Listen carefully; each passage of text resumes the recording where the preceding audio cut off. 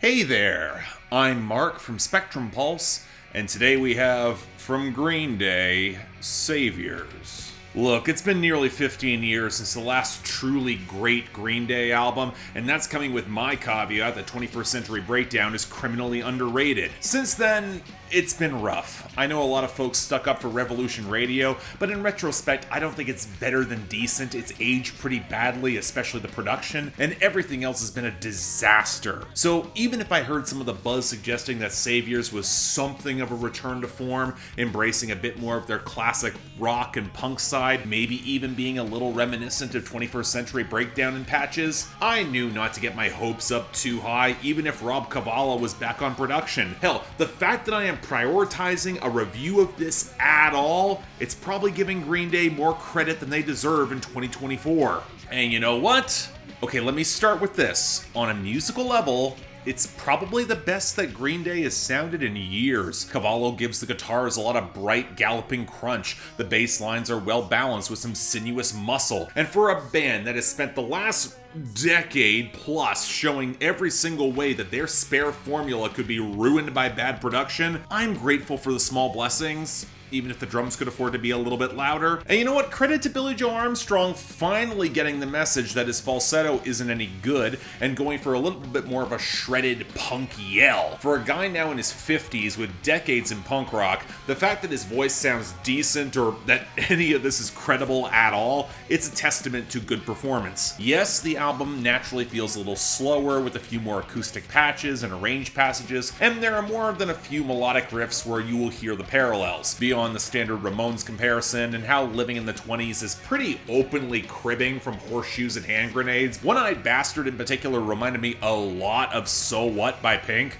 another song I love. But you know what, none of this should be surprising.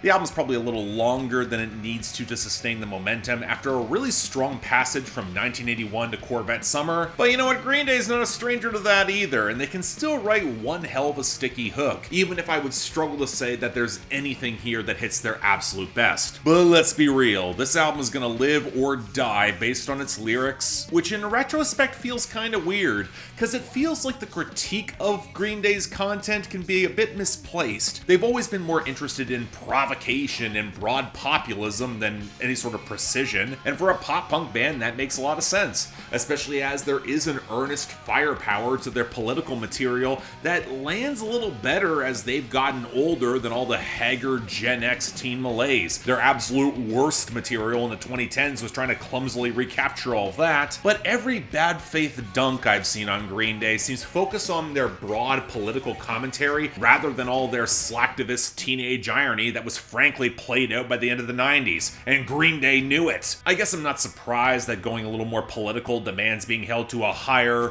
largely inconsistent standard, not helped by Billy Joe Armstrong stumbling a lot more often than he probably should at his age, and how any subtler emotional truth or complexity, it's gonna feel at odds with playing to their extremely direct musical formula. But I will give Saviors credit for this. It feels a little closer to the modern zeitgeist, and it hits more often than it misses, mostly because Gen Z's brand of irony echoes a lot of that of their Gen X parents, and the snotty exhaustion of a disempowered generation as everything steadily gets worse amidst the clouds of drug addiction and anxiety and mental illness. Look, if it wasn't coming from the middle-aged Green Day explicitly, I can imagine this working for a lot of that younger audience. Now look, there are absolutely missteps here. The whole "everyone is racist" line on Strange Days Are Here to Stay, a song I otherwise really like. Fancy Sauce is an absolutely dreadful album closer that lands on a really nihilistic note with a lot of lines about taking responsibility that feel cribbed from Armstrong's stint in rehab. I'm not crazy about how Armstrong writes about mental health in general. It feels really dated to the 90s. And Green Day always have this weird tendency of their lyrics that when they're clipped out of context or read on a surface level, they feel kinda clunky, or at worst embarrassing. That's been true for decades though. They're not getting past it, even if I wish they were maybe a little bit sharper in overall context. Hell, maybe even get more political. But aside from cuts like Bobby Socks that allows Armstrong's bisexuality to be more visible than ever, but where I think Saviors actually works is the mature return to that existential angst that's always been at the core of their best work, understanding their very human mess and the limits of what they can actually control, especially amidst cycles of history of which they are acutely aware in both 1981 and Living in the 20s. In short, it probably is their best album since 21st Century Breakdown, but more importantly, it feels like a Green Day that can actually exist in 2024 and not feel wildly out of place. The formula is finally intact again, and while this does not reach their classics by any means, it's a good album. And as a fan who had to put up with so much bullshit the past 15 years, I'm happy we can at least get this.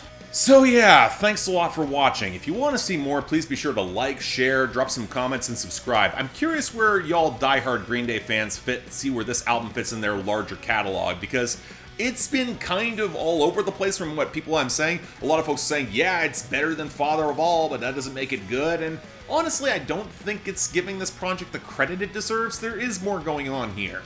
Beyond that, though, anything else I might be able to do to improve my presentation, I'm all ears. And if you all want to get projects on my schedule that deserve more attention, that you think that this album might be taken up, link to my Patreon right over there.